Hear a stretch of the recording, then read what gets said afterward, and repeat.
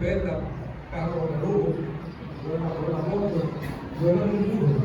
Y tenía que cruzar un río, que cuando llovía, mi papá tenía que irme a buscar porque el río me llevaba todo el burro. Después me trasladé de esa escuela a otra escuela, me gradué del tercer curso, me fui al puerto estudiar hasta el bachillerato, pero dejé los estudios, vine a ingresar a la Marina de Guerra, yo ingresé a la Marina el día 6 de abril de 1961 y me asignaron un fusil de 100 tiros y me dijeron el fusil Mauser 15 de 25 y me dijeron ese fusil para ustedes de la mía. Cuando vemos de aquella época que desgraciadamente era prohibido, pero esa no era posible. Y así como dice el himno nacional, ningún pueblo libre debe ser libre, un pueblo debe ser libre si es esclavo de los reyes y servir. Así dice esas letras del himno de la revolución. Dice también, arenga hacia la patria. Fíjense, esa fue una insignia que surgió de abril, ese himno de la revolución de abril, y se exhibe como la letra más sagrada de esa época. De manera, queridos docentes, estudiantes, administración, vengo acá no a hablar de guerra, porque ya la guerra no finalizó. Yo no quisiera que ninguno de ustedes tenga la desgracia de yo en la Segunda Guerra y donde aparte olviden los propósitos legendarios por Fernanda y no peleé en casi todos los frentes de combate. Desde el lunes 26, martes 27 de abril, 19 de mayo, cuando cayó Rafael Tomás Fernández Domínguez, por esta parte del río que sacó el cadáver abortivo de lo que cayó. Y así se ven los hombres de abril, pero también ven las damas. ¿Cuántas mujeres no cayeron en la guerra? Ahí está Yolanda Guzmán, ahí están Vividora, ahí están damas que también, como participamos los hombres con coraje y valentía, también lo hicieron ellos. ¿Cuál es la causa de abril? Causa y efecto. Yo le hago el recuento histórico de los casos de nuestro país, de la vida rural, un febrero histórico. Martes 27 de febrero, después de nosotros haber sido gobernados o mancillados 22 años por los vecinos haitianos, un martes 27 de abril de 1844 nace la República, se da lo que se llamó la separación de la República y la independencia nacional. Después, la ambición sigue y un héroe primero, traidor después, Pedro Santana, por la ambición, entonces lo anexa a España. Y también combatimos contra España. 14 guerras libramos nosotros contra nuestros vecinos haitianos. Y en toda la guerra nos combatimos y los triunfamos. Así sucedió en Zapotillo.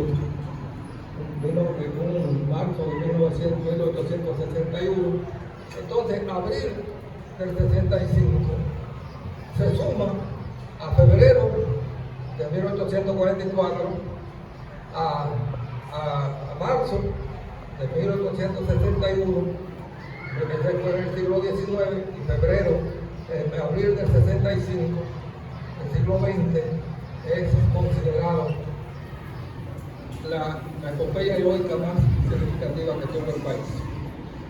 Abril del 65. Por eso, mi compañero hermano, y como mi hijo, dice, yo soy Abril, porque él es un hijo de Abril. Como fui yo también, por esta parte, un combatiente de Abril. De manera que, en la medida que va evolucionando la historia, nosotros encontramos por allá, después de la lucha heroica, la primera, la que llamo la historia, la primera, la de independencia efímera de 1800 21, que trajo la invasión haitiana. Después, allá esa gran batalla de Paluncado, que la conocen ustedes. Todo eso fue un proceso histórico para nosotros llegar a un 1916, cuando nos intervienen los americanos, y también los combatimos. También a partir de la independencia nacional, la restauración de la república y la ida de los americanos, nosotros tuvimos 3 repúblicas: independencia, Capotillo, restauración, y la salida de los americanos nos dejó a nosotros como herencia la tercera república. La cuarta república fue después que nos desocuparon los invasores yanquis. Ahí surge la cuarta república. Hay historiadores que hablan de quinta república, pero no se le dio mucha importancia a la efímera de diciembre de 1821, porque buscó protección a la Gran Colombia, que era dirigida por Simón Bolívar, y entonces no la consideran algunos historiadores como independencia. De manera que llegamos entonces a 1930, cuando la desgracia del destino nos trajo un dictador, un asesino, un violador de todos los preceptos que tiene un país. Las damas sufrieron muchas consecuencias, tanto es así, esas heroínas del Ojo de Agua, de Salcedo, la hermana Mirabal, fueron producto de ese sátrapa, de ese asesino. Una vez ajusticiados por un grupo de valientes, entonces nosotros nos damos un gobierno democrático. En 1962 elige el pueblo un gobierno democrático, que fue el profesor Juan Bosch. Se juramentó el 27 de febrero de 1963. Pero había una oligarquía trujillista que Juan Bosch no quiso tocarle, una oligarquía trujillista, una oligarquía religiosa, una oligarquía económica y una oligarquía militar. Esas 4 oligarquías se unificaron y se pusieron de acuerdo y comenzaron a socavar en la base del gobierno democrático, hasta que un 25 de septiembre de 1963, 7 meses después, es derrocado el profesor Juan Bosch. Una vez derrocado, Rafael Tomás Fernández Domínguez era de los equipos de seguridad del cuerpo ayudante y quiso movilizar a la población y a los militares honestos, porque había muchos militares honestos para esa época, aunque un grupo de trujillistas todavía. Y Juan Bosch, para evitar supuestamente un derramamiento de sangre, pero él fue sacado del país a Chile, y desde Chile dirigía un grupo de oficiales honestos aquí en el país, con base a la base sólida de que el derrocamiento del gobierno que teníamos de facto, el gobierno triunvirato, primero fue electo, después del derrocamiento de Juan Bosch, fue electo Emilio de los Santos, un sanjuanero, como presidente del triunvirato. Cuando Manuel Aurelio Tavares Justo se va a la montaña, que lo hace prisionero junto con sus soldados, con sus compañeros, lo fusilan. Emilio de los Santos renuncia al gobierno de facto. Entonces surge Ronald Reagan Cabral, un comerciante ladrón, corrupto, y contra ese gobierno entonces conspiraban Rafael Tomás y un grupo de oficiales, una playa de oficiales jóvenes toditos. Y es un 24 de abril cuando se da el Clarín, y mientras se produce el acontecimiento, sábado 24 de abril, en la jefatura del ejército es hecho prisionero su comandante por el grupo de oficiales que seguían la línea de Rafael Tomás Fernández Domínguez.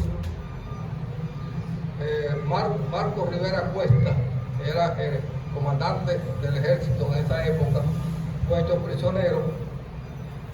Un asistente de Rafael Tomás llama a Radio Comercial, donde estaba Peña Gómez emitiendo un discurso, Radio Comercial, y Peña Gómez pone la marcha de la Marsellesa que es la marcha de la guerra francesa, con esa marcha, con ese ímpetu, el pueblo comienza a irse a la calle. Porque el pueblo, cuando le derrocaron su gobierno, eso le produjo una indignación, un coraje, y el pueblo tenía ese coraje en su mente, en su corazón. Y una vez derrocado, entonces el pueblo se tira a la calle. Juan Bosch a la presidencia, porque la consigna era el retorno. Una de las historias más lindas que ha escrito nuestro pueblo fue esa, porque la consigna era el retorno de Juan Bosch a la presidencia sin elecciones. Esa era la consigna. Y eso pudo haberse dado, señores. Se pudo haber dado. Esa fue una situación que pudo haberse resuelto en 24 horas. Porque una vez derrocado el triunvirato, surge Molina Ureña, que era el presidente de la Cámara de Diputados cuando Juan Bosch fue electo, porque el presidente de la Cámara de Senadores no estaba en el país.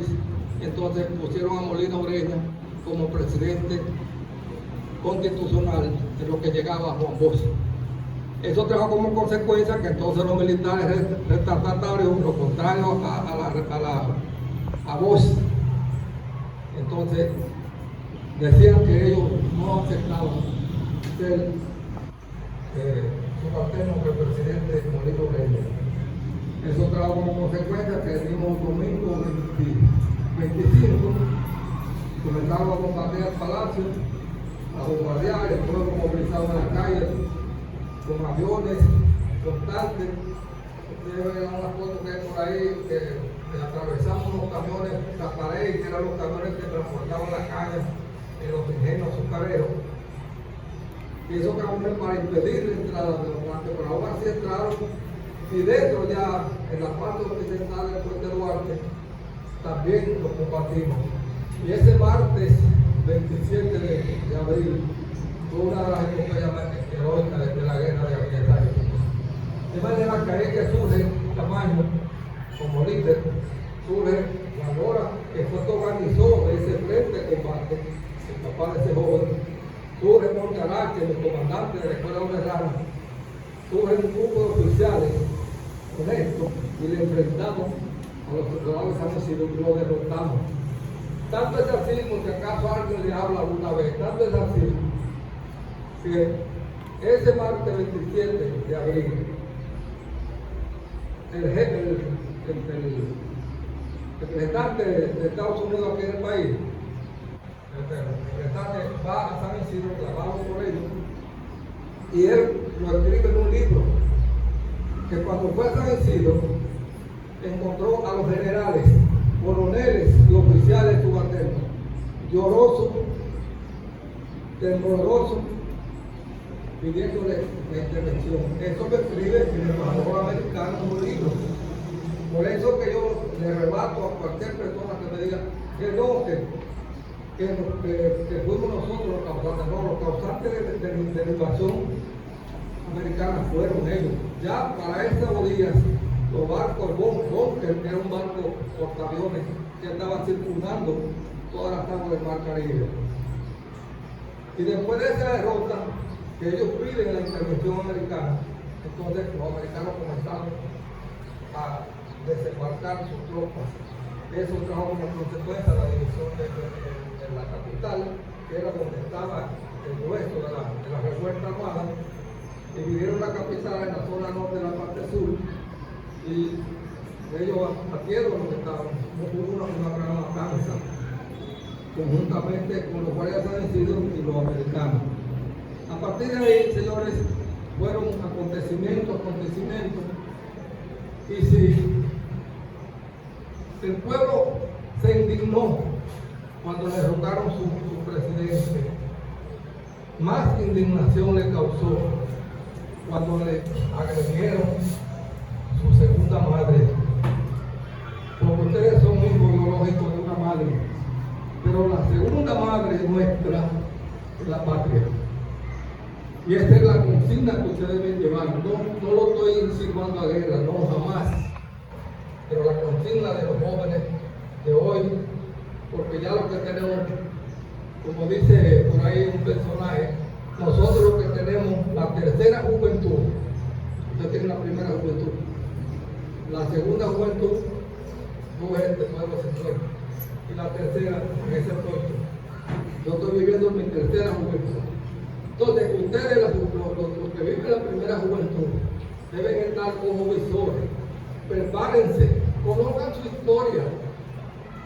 En su momento de ocio, conozcan su historia, métanse en Google, busquen su historia. Porque decía el gran creador del marxismo, leninismo, don Carlos Marx,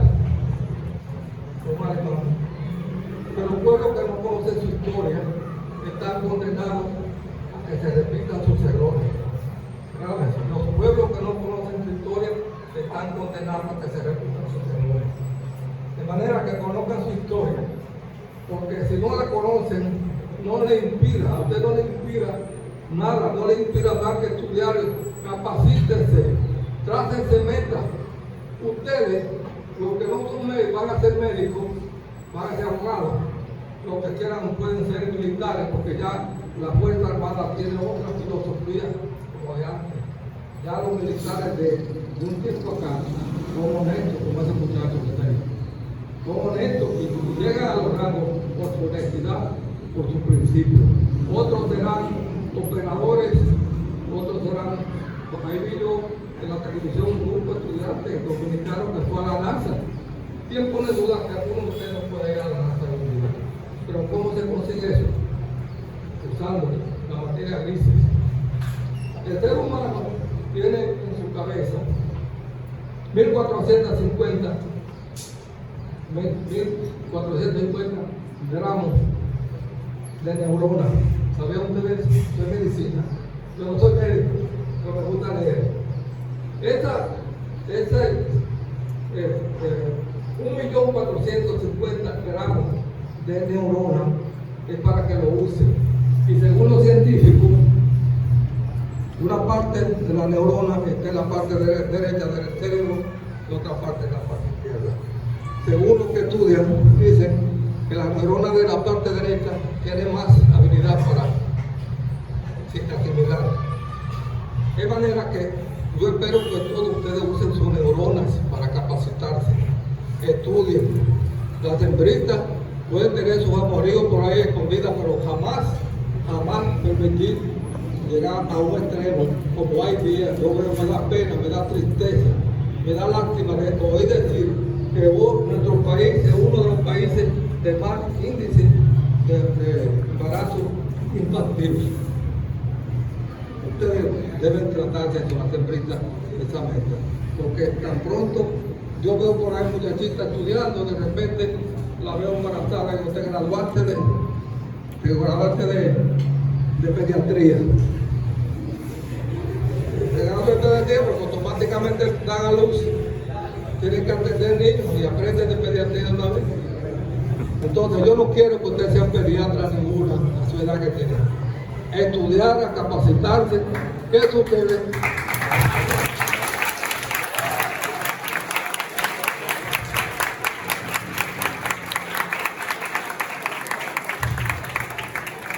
Finalmente, compañeros y queridos, una vez el 15 y 16 de junio,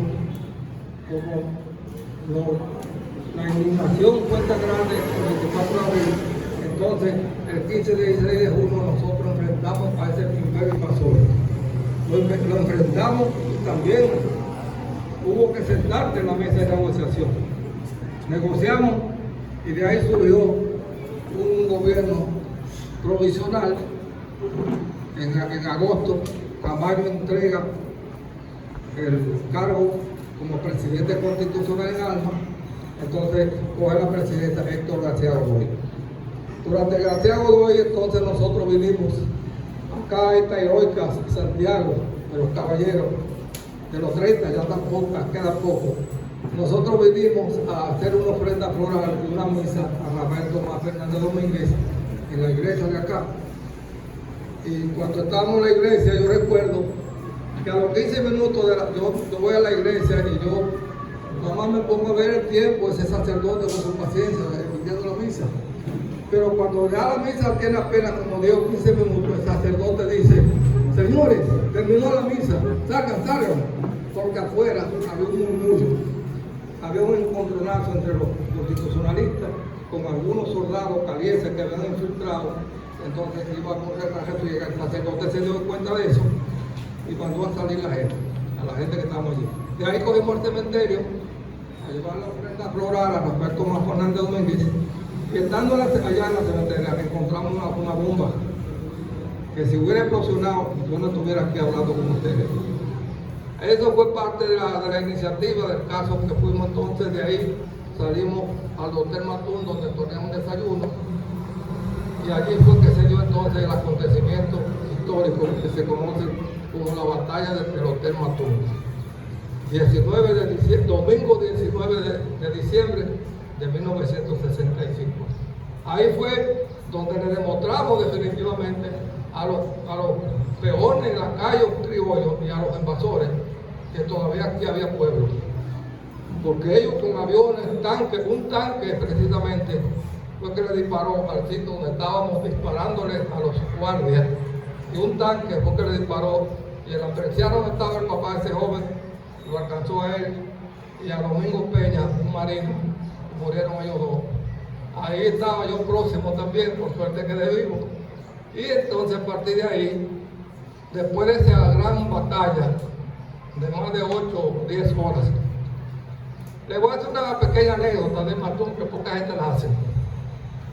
Había un circo en Santiago, y los miembros del circo estaban hospedados en el Hotel Matún.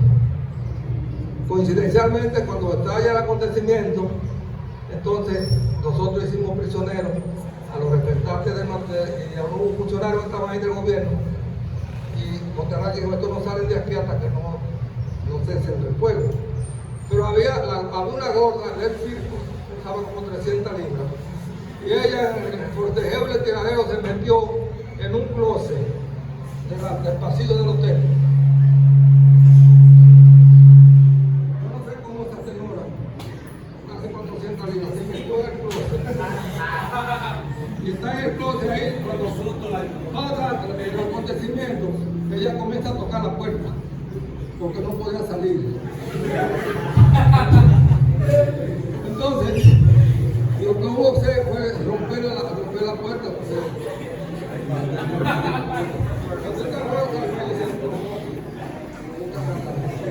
Estas son de las anécdotas de la guerra, que dentro del conflicto todo el mundo se sonrió al ver esa charla.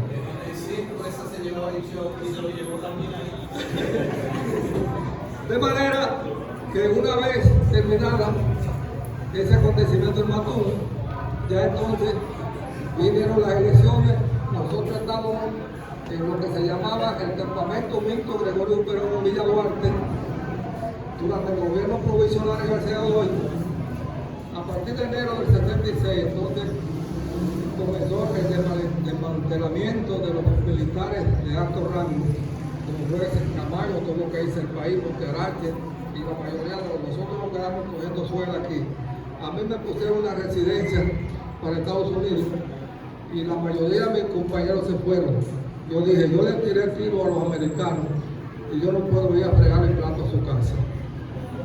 Mantuve ese principio.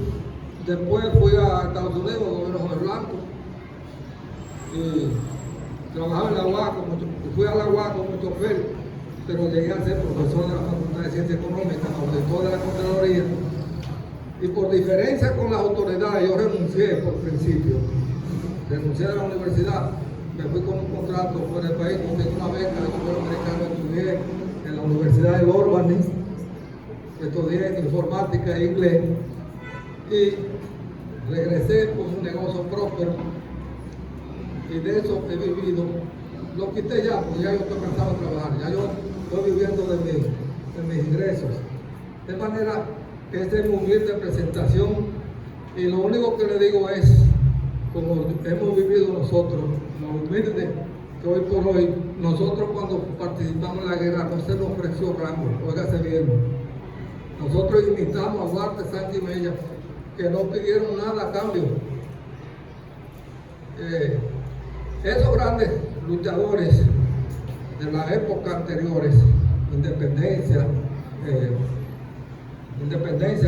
restauración de la República, lucharon a cambio de nada y murieron pobres. Yo no voy a morir pobre, lamentablemente, porque yo, modestia aparte, digo que yo no soy pobre.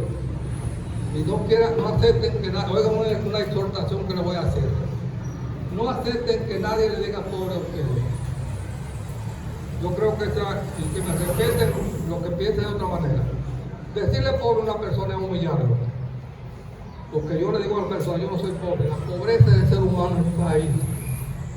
Ahí. Porque si usted quiere ser peón de un camión, úseme la expresión, pero ayudante de un camión, séalo, pero es porque usted no usa el cerebro. Y yo siempre he usado mi cerebro. Díganle a cualquier persona, dígame clase media o que no tengo recursos. Dígame, yo soy una persona sin, díganle a una persona yo soy una persona sin recursos, díganselo a alguien. No le digan jamás, yo soy pobre, porque yo protesto esa expresión. Finalmente, decía el libertador de Chile, cuando los hombres y las mujeres luchan, viven con honores, mueren con gloria. Muchas gracias.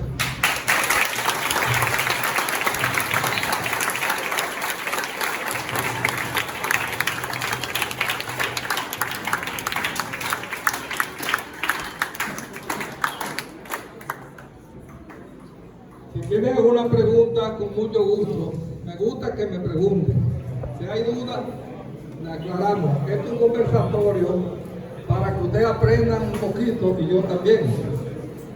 Así que vamos a ver si hay preguntas. Yo quiero aprovechar esta gran oportunidad. Yo he leído tanto y he recibido tantas anécdotas sobre el papel del cuerpo de guardias ranas. Inclusive a veces informaciones que en el momento me he resistido a creer. Ellos hacían de todo. Pero ¿cómo de todo? Usted me va a aclarar eso. De todo. Eran capaces de lanzarse de una séptima planta y caer en actitud de combate. Eran capaces de manejar un avión, de manejar un barco, de manejar una motocicleta, de manejar un carro.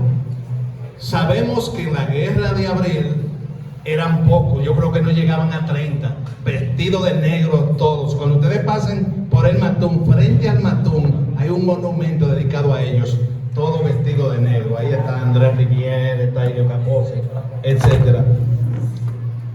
Esa parte que aparenta ser medio mitológica, aparenta ser medio llena de ficción. Yo quiero que usted, ¿qué hacían los guardias ranas? Dice, la escuela de los hombres ranas surge en Italia.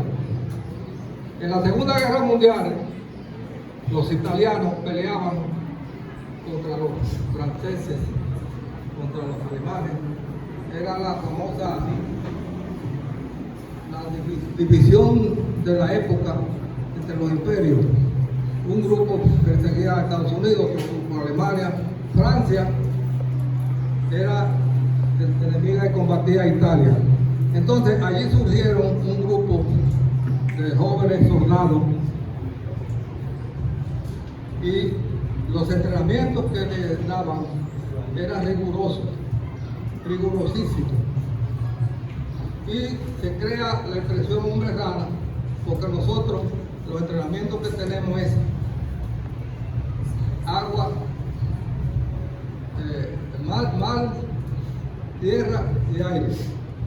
Nosotros nos tirábamos en paracaídas, nosotros buceábamos a 200 pies de profundidad, con tanque naturalmente, y a pulmón libre que le habla por esta parte llegó a coger profundidad de 80 pies. Después me convertí en submarinista, yo soy submarinista, Entonces, estos entrenamientos eran tan rigurosos que entonces lo que hacían los italianos era que preparaban lo que llamaban un sistema de submarino llamado Marrano. Era un agua como del tamaño de esta mesa. Entonces iba manejado por dos, un piloto y un hombre rana, y le adherían el marrano a la costilla del barco enemigo, los italianos al barco francés. Los submarinos le colocaban el sistema explosivo y se alejaban. Entonces, de ahí que viene la palabra hombre rana, lo que raneábamos. Como le decía al profesor ahorita, yo fui de los que fue a sacar cadáver de Rafael Tomás Fernández Domínguez, desde el sitio donde cayó, más de 100 metros, donde estaba el comando, donde cuando nosotros íbamos a tomar Palacio, que prácticamente lo tomamos la retirada. A partir de ahí, el comandante Monterrey me dijo a mí y a otros compañeros más, quédense aquí para que refuercen el comando. Como a las 8 de la noche fue Claudio Camaño y nos dijo de parte del presidente de la República que saquemos el cadáver de Rafael Tomás Fernández Domínguez.